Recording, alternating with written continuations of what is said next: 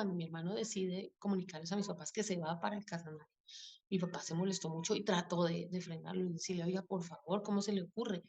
Pues mi hermano era un tipo que, ya te digo, era una pinta medio punqueta, entonces mi papá le dijo, usted con esa pinta por allá es un peligro, ¿cómo se le ocurre? Porque era claro que en esas zonas del país había unos códigos de guerra muy agresivos, muy fuertes, ¿no? Entonces, que la justicia era administrada por ciertos grupos o ciertas organizaciones al margen de la ley, con anuencia o indiferencia, o no sabemos, o como se demostró en algunos lados, con el amparo de las Fuerzas Armadas, digamos, en el caso de los grupos de autodefensas y paramilitares. Por ejemplo. Se fue y él se encontró con esa realidad allá, pero ya te digo, era una cosa que todavía no se conocía en el país, estoy hablando de 2007, ¿sí? Y ya el número de personas asesinadas para demostrar bajas en combate era muy alto, pero no había ningún registro oficial, ni ninguna investigación, ni judicial, ni desde los medios, ni social, que demostrara que había un fenómeno incubándose que había ya acabado con la vida de miles de inocentes. Esto lo empezamos a saber mucho tiempo después cuando se empiezan a conocer los casos, los más emblemáticos, los primeros de los más emblemáticos, pues los de Suacha, ¿cierto? Que aparecieron los muchachos en Ocaña, y luego los de Dabeiba, y luego los del Casanare, y luego los del Batallón La Pupa, bueno, en fin, entonces toda esta monstruosidad que el país ha ido conociendo de a poquitos. En ese momento, pues eso no era tan evidente. Entonces nos acompañamos de un abogado, de una ONG que se llama Por la Dignidad Humana, y él se puso al frente de todo esto. Entonces, cada derecho de petición, cada solicitud, cada carta, cada queja, cada reclamo, todo se trabajó a través de él. Y la verdad es que ha sido sumamente juicioso, ha sido un hombre de leyes, pero ante todo un hombre con un sentido humanitario que yo rescato y exaltaré siempre porque la batalla y las luchas que ha dado él contra el sistema judicial en este país han sido tremendas, o sea, no ha sido cualquier cosa. Y ha logrado mucho, sigue siendo evidente eh, que el aparato de justicia, la administración de justicia en este país no está para ayudarle a las víctimas, no está. Entonces eso es lamentable. Fallos, por ejemplo, como el Consejo de Estado, donde le restan eh, y le dan caducidad a los tiempos de reclamación de la gente, de las víctimas, donde no les reconocen retroactividad en tiempos de búsqueda, de denuncia, es terrible, es terrible, es terrible. Entonces hay unos vacíos muy profundos en la administración de justicia de cara al respeto y garantía de los derechos humanos de las víctimas de desaparición forzada en este país y de ejecuciones extrajudiciales. Lo que hemos hallado en desarrollo de la investigación es que hay una responsabilidad del Estado. La nación fue condenada por esto y se sabe que, como en el caso de mi hermano,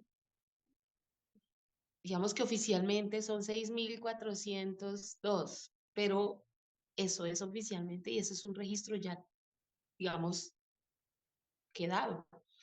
La verdad es que lo que hemos encontrado es que las víctimas pueden ser muchas más, por ahí 10.000 o más. Y pues, digamos que la complicidad mayor aquí en esto es la del Estado mismo.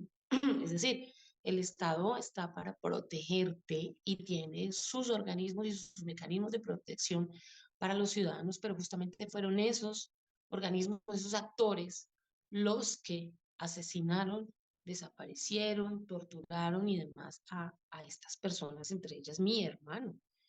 Entonces, digamos que pensar en que había un pelotón que tenía órdenes de buscar gente, desaparecerla, torturarla y asesinarla, y después de asesinarla, desaparecerle sus documentos, borrar toda evidencia, hacer el montaje de presentarlas como bajas en combate, como personas asesinadas en combate, entonces cambiarles la ropa, ponerles armas, desaparecer todos sus elementos personales y enterrarlos en fosas comunes como en ENIs, pues tú dices, esto es más que una complicidad, eso es todo un método y toda una estrategia diseñada para que sistemáticamente se asesinaran inocentes que había o que sirvieron para justificar que se estaba ganando una guerra como lo exigían los altos mandos. Eso lo demostró la JEP. Eso no es especulación de las víctimas. Eso lo demostró la JEP y lo demostró también la Comisión de la Verdad. Entonces, sí, ahí hay un acto de un delito de lesa humanidad, hay un acto atroz, hay una monstruosidad con toda la responsabilidad del Estado. En el caso de mi hermano, hay investigados 24, 24 miembros de las Fuerzas Armadas, entre ellos eh, un general de la República, en el solo caso de mi hermano, porque igual ustedes ya saben que en todos los demás casos, digamos, englobando esto, hay varios generales, inclusive el comandante general de las Fuerzas Armadas en su momento, que era el general Mario Montoya, ¿no? Y de ahí para abajo los demás generales y brigadieres generales y coroneles y todo lo que ustedes quieran, ¿no? Digamos que las víctimas estamos a la espera de que los responsables reconozcan la verdad. Y digamos que aquí el sinsabor es que en la justicia ordinaria estas personas responsables tendrían que pagar penas entre 35 y 50 años en la justicia ordinaria. En la justicia transicional, en la JEP, solo pagarán 4 o 5 años, porque es el modelo, ¿no? O sea, eso, pues para nosotros eso ha sido justicia a la carta, eso ha sido realmente dramático, frustrante, porque no estamos hablando de un mueble que se perdió, de un carro que se robaron, estamos hablando de vidas humanas y eso es muy delicado. Además de todo lo que se hizo de la manera tan perversa y monstruosa como se llevó a cabo cada asesinato.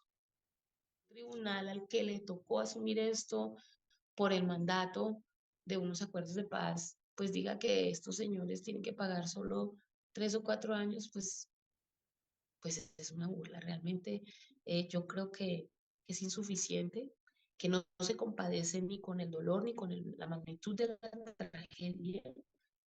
Imagínate, y todavía más, si la tragedia no es en una sola familia, sino en casi 10.000, creería yo.